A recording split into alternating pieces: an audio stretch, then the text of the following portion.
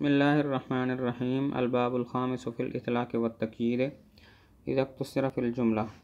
حکم کی دو قسمیں، حکم مطلق اور حکم مقید۔ حکم مطلق وہ ہوتا ہے کہ جس میں صرف مسند اور مسند الیہ کا ذکر ہو، اور حکم مقید وہ ہوتا ہے کہ جس میں مسند اور مسند الیہ کا ذکر بھی ہو اور ایسی چیز کا بھی ذکر ہو جس کا تعلق ان دونوں کے ساتھ یا ان میں سے کسی ایک کے ساتھ ہوتا ہے۔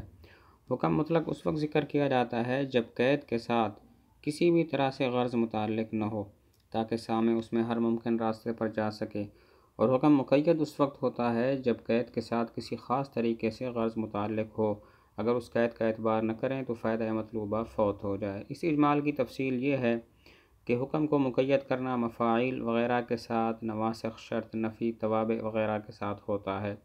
اما المفاعیل، مفاعیل وغیرہ کے ساتھ مقید کرنا حکم کو اس لیے ہوتا ہے تاکہ فعل کی نوع بیان ہو جائے، جیسا کہ مفعول مطلق میں ہوتا ہے، جیسے اکرم تو اکرام اہل العلم، میں نے اس کا ایسا اکرام کیا جیسے اہل علم کا اکرام ہوتا ہے۔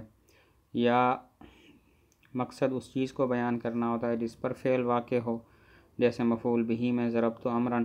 یا مقصد اس چیز کو بیان کرنا ہوتا ہے جس کے لیے فعل واقع ہو، جیسے مفعول لہ میں، جیسے ضربتہ تأدیباً، میں نے اس کو مارا ادب سکھانے کے لیے۔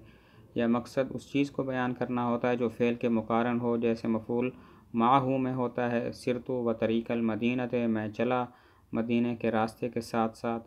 یا مقصد مبہم حیت یا مبہم ذات بیان کرنا ہوتا ہے، مبہم حیت جیسے حال میں ہوتا ہے جاءنی زید راکباً، مبہم ذات بیان کرنا جیسے تمیز میں ہوتا ہے طبت نفساً۔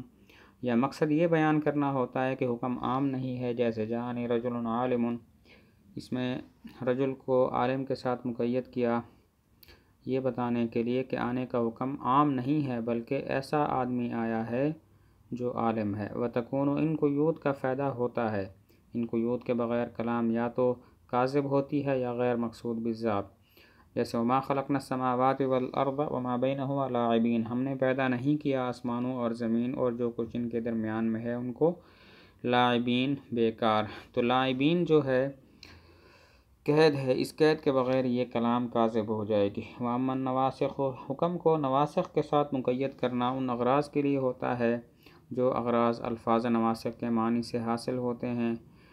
مثلا ان کی تفصیل یہ ہے: نمبر 1، استمرار اور زمانہ ماضی کی حکایت، یہ کانا میں ہوتا ہے۔ استمرار کی مثال کان اللہ علیما حکیما، اور حکایت زمانہ ماضی کی مثال کان زید منطلقا، زید زمانہ ماضی میں چلنے والا تھا۔ نمبر 2، زمانہ معین کے ساتھ موقت کرنا، جیسے ظلہ دن کے لیے، باتا رات کے لیے، اصبح صبح کے لیے، امسا شام کے لیے، اور اضحیٰ چاشت کے وقت کے لیے۔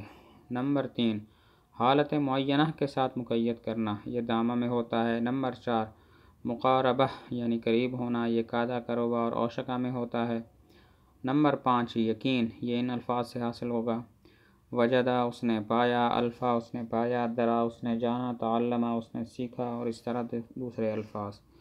فالجملہ تو وہ جملہ جو ان چیزوں کے ساتھ مقید ہو، ان نواسخ کے ساتھ مقید ہو، دو قسم پر ہے۔ نمبر 1، اسم و خبر سے منعقد ہو۔ نمبر 2، دو مفعولوں سے منعقد ہو۔ اسم و خبر سے منعقد ہو، جیسے کان زید قائما، اس میں زید اسم اور قائما خبر ہے۔ دو مفعولوں سے منعقد ہو، جیسے ظننت زیدا قائما، اس میں زید قائما اور ظننت کے دو مفعول ہیں۔ تو اس کا معنی ہے کہ زید قائم علی وجہ الظن، زید ظن کے طور پر کھڑا ہونے والا ہے۔